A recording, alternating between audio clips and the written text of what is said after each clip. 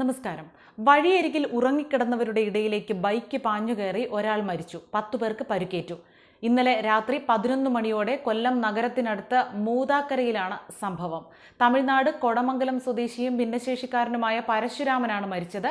പരിക്കേറ്റ 2 പേരുടെ നില ഗുരുതരമാണ്. അപകടത്തിൽപ്പെട്ടവരെല്ലാം തമിഴ്നാട്ടിലെ കൊടമംഗലം സ്വദേശികളാണ്.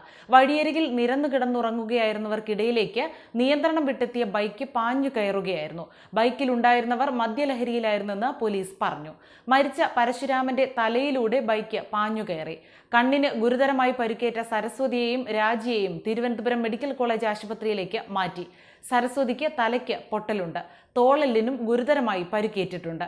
കീരസ്വാമി, അറുമുഖം, തങ്കരാജ്, കാവേരി, വീരസ്വാമി, ചന്ദ്രമണി, സുശീല, സുന്ദരി എന്നിവരാണ് പരിക്കേറ്റ മറ്റുള്ളവർ. ഇവർ കൊല്ലം ജില്ലാ ആശുപത്രിയിൽ ചികിത്സ തേടി.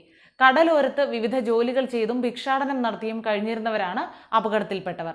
അപകടമുണ്ടാക്കിയ ബൈക്കിൽ 2 പേരാണ് ഉണ്ടായിരുന്നത്. ബൈക്ക് ഓടിച്ച പള്ളിത്തോട്ടം സ്വദേശി സുബിനും പരിക്കേറ്റു. ഇയാൾ ജില്ലാ ആശുപത്രിയിൽ നിരീക്ഷണത്തിലാണ്.